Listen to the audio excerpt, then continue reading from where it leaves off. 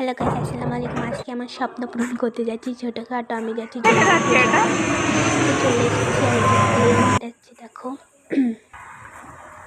এই যে যমুনা ব্রিজ। আমার ফাইনালি গাইস আমি দেখে কি বলবো আর আমার কার সাথে দেখা হয়েছে তোমাদের তো দেখাবোই। আমি এখন যাচ্ছি ভিতরে, একটা দলের সাথে ছবি তুললাম পিকচার। এখন চলে যাচ্ছি ভিতরে। আমার হাত পায়ে অলরেডি কাঁপছিল, আমার একটা ড্রিম ছিল। সো যাচ্ছি এখন। এই যে এই পুতুলটার মধ্যে একটু ঢুকলাম দেখার জন্য কি কি আছে, একটু দেখেও নিলাম। মানে হচ্ছে আমি কি বলবো, দেখো এই ব্যাগটা এইটুকু দাম কত। সো দামটা ঠিকই ছিল, এটা চিন্তার মধ্যে করে দেখাচ্ছিলাম, কিছুই কিনিনি। এখন আমি যাচ্ছি টিআরএসের পাশেই ছিল হচ্ছে সানফ্লাওয়ার। আমি জানতাম বাট আমি বিশ্বাস করি না। দেখো গাইস, আর সানফ্লাওয়ার অন্তরাপুর শপে না হচ্ছে ভিডিও করা অ্যালাউ ছিল না, এই জন্য আমি ভিডিও করতে পারিনি। আর এটা যে কী হচ্ছিল আমি নিজেও জানতাম না, যে ক্যামেরা ওয়ানের জন্য আমি হাঁটছিলাম, এইসব উল্টোপাল্টা উঠে গেছিলো। এখন আমি দেখলাম, সো ভাবলাম থাক, তোমরাই তো কীভাবে।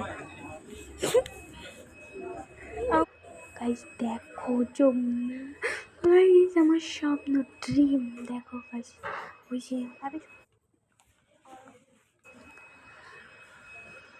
এবার আমার তাসাপুর সাথে দেখা হয়নি, আশা আর চিন্তা। এই যে গাইস আমি একদম অবাক ছিলাম, আমি এক্সাইটেডে কিছুই করতে পারছিলাম। এটা হচ্ছে অন্তরাপুর দোকান, এটা হচ্ছে অন্তরাপুর শোরুম। আমি ভাবছিলাম ভাবি ছবি তুলছে বার্থডে। এটা হচ্ছে আমার লুক।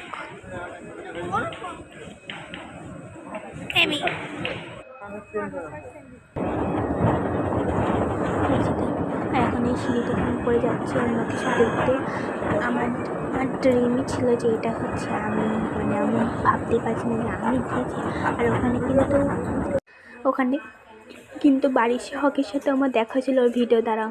লাস্ট পর্যন্ত দেখা, এখানে দেখো অনেক ক্যান্ডেল ছিল, আর ক্রিসমাসের জন্য ওটা সাজানো হয়েছে।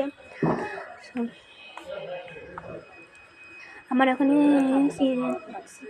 সিনথিয়া আপু আর আশাপুর সাথে দেখা হয়েছিল, ওই ছবিটা তোমরা পরের ব্লগে পাবে। এখানে অনেক সুন্দর সুন্দর ক্যান্ডেল ছিল, সেখান থেকে আমি কিছু কিনে নিই।